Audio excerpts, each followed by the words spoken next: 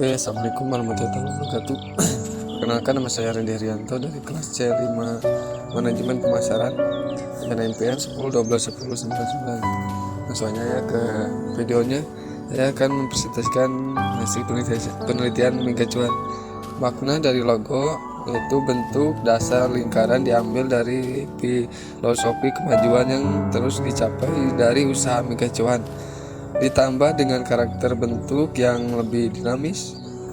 Visi dan misi mega cuan yaitu visi menjadi merek restoran mie terbaik dan terbesar di Indonesia. Lalu misi menyediakan produk-produk terbaik dan relevan. Lalu yang kedua, menyiapkan tempat beristirahat yang mantap sekaligus ruangan yang berkumpul yang nyaman bagi keluarga. Lalu yang ketiga, memberikan customer yang elegan dengan harga yang sangat murah. Lalu bidang usaha yang dijalankan oleh mega cuan terbentuk produksi atau manufaktur jasa. Dari sisi produksi manufaktur, mega cuan mengolah bahan mentah menjadi produk siap konsumsi yang berupa makanan dan minuman. Lalu aspek pasar usaha. Yang pertama, permintaan akan mie bercita rasa pedas saat ini sudah menjadi sebuah tren bagi anak muda. Lalu yang kedua, penawaran. Saat ini telah banyak kedai yang menawarkan mie bercita rasa pedas dengan harga yang relevan, maka sebagai salah satu mie pedas tetap perlu ada. Lalu segmentasi pasar. Lalu yang terakhir, targeting. Lalu aspek pemasaran usaha. Peluang pasar untuk peluang pasaran mega cuan memiliki potensi yang besar. Hal ini dikarenakan belum ada usaha yang menjual olahan mie di sekitar Indonesia.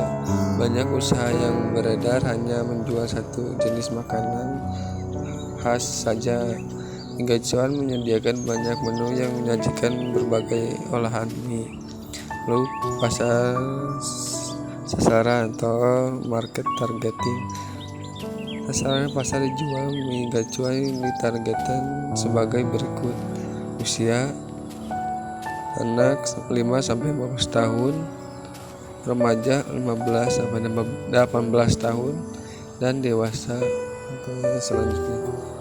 Lalu analisis pemasaran 4P, produk, lalu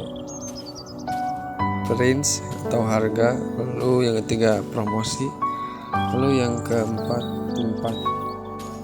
Produk yang akan dihasilkan berupa makanan berbahan dasar mie dan minuman. Lalu untuk harga, mega cuan menetapkan harga dengan 10.000 ke atas tergantung tingkat kepedasannya. Lalu yang ketiga promosi kegiatan yang dilakukan untuk memperkenalkan produk mega cuan.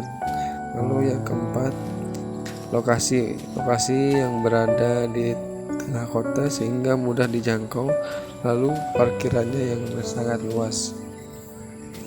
Lalu persaingan dan strategi bersaing. Persaingan merupakan keadaan yang perusahaan bersaing untuk merebutkan keuntungan konsumen hingga jumlah penjualan. Persaingan merupakan hal yang harus diperkirakan oleh para wirausaha yang baru, karena persaingan tidak dapat dihindari melainkan harus dijalani dan perlu diminimalisir.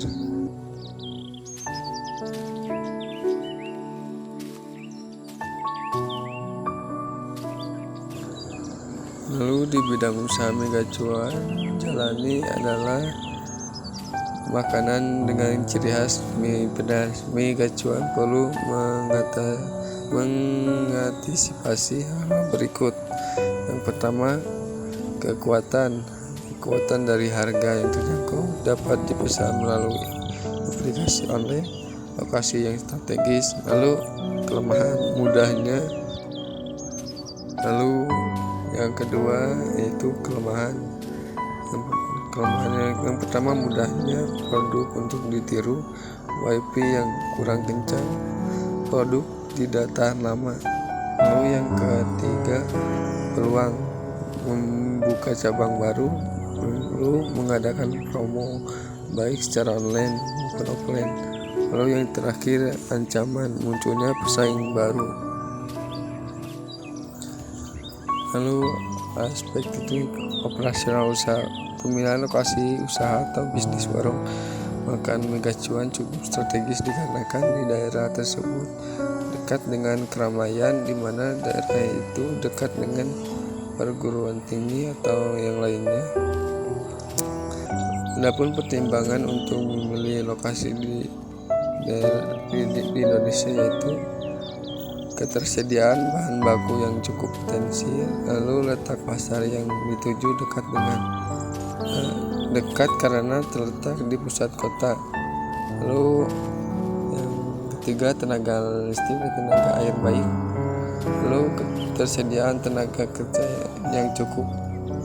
Lalu yang keempat, fasilitas atau transportasi yang baik dan lancar.